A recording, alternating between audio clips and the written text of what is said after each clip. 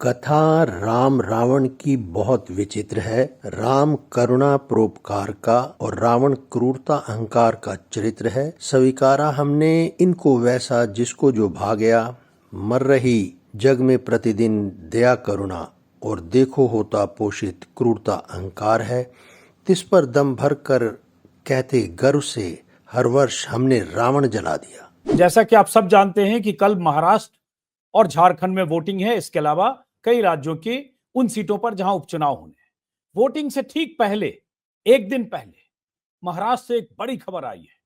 महाराष्ट्र से खबर यह आई है कि बीजेपी के वरिष्ठतम नेताओं में से एक, पार्टी महासचिव, जो अध्यक्ष पद के दावेदार भी हैं, विनोद तावड़े साहब, मुंबई से कुछ दूर विरार में नाला सोपोरा इलाके में एक होटल में उन्हें कुछ लोगों ने रंगे हाथ पकड़ा है, जो बहुजन विकास अघाड़ी के कार्यकर्ता हैं। और यह आरोप है कि वहां विनोद तावड़े करोड़ों रुपए लेकर पहुंचे थे। आरोप है कि 5 करोड़ बांटने के लिए पहुंचे थे चुनाव के पहले। नमस्कार, मैं जगभूषण शर्मा। जरा सोचो, ये इस छोटी सी रिपोर्ट का शीर्षक मान लें आप, क्योंकि पैसे की जो इस तरह से प्रधानता बढ़ती जा रही है, तो ऐसे में हमें सोचना होगा कि जो राजनीति है भारत की, ये देश की राजनीति है, वो किस दिशा में जा रही है। 18 नवंबर 2024 को मिंट में एक रिपोर्ट छपती है कि झारखंड और महाराष्ट्र के जो विधानसभा के चुनाव हुए थे, 2019 की अपेक्षा 2024 में 7 गुना जो पैसा जो इधर उधर ले जाया जाता है, या जो भी जिस भी पर्पस के लिए, जिस भी उद्देश्य के लिए, उसे चुनाव आयोग ने जब्त किया था। 7 गुना ज़्यादा 2024 में अब किया है।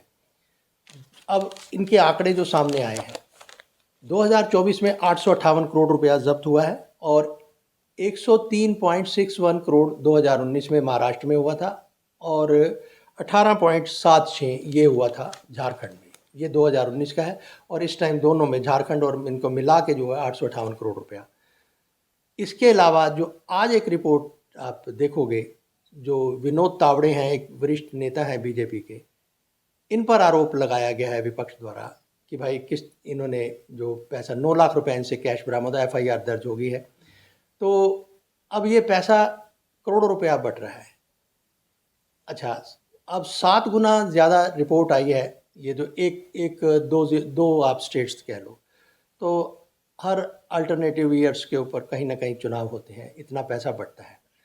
हाल ही में संपन्न हुए हैं हरियाणा के चुनाव भी। तो एक एक जो विधायक चुनाव लड़ता है, इसके लाखों या करोड़ रुपए खर्च करता है।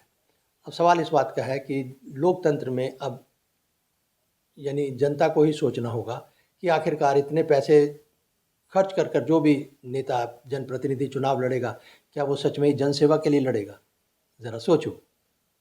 और अगर ऐसा तो नहीं हो रहा कि कहीं इसका जो है औद्योगिकरण हो रहा हो राजनीति का, जो इंडस्ट्री है, अपना कैपिटल, अपनी जो पूंजी खर्च करेंगे, उसको वापस कैसे लेना है? आम आदमी के लिए, जनता के लिए तो महंगाई बढ़ रही है, बेरोजगारी बढ़ रही है, दिक्कतें और बहुत बढ़ रही हैं, स्वास्थ्य गिर रहा है, कोई उसका इलाज, अगर अपने कोई ज़रा सी भी बीमारी हो जाए, अगर आप हॉस्पिटल में हमें जाना पड़ता है, तो क्या हाल होता है हर एक कोई, एक औसत आदमी का तो अंदाज़ा लगाना कोई ज़्यादा मुश्किल नहीं है।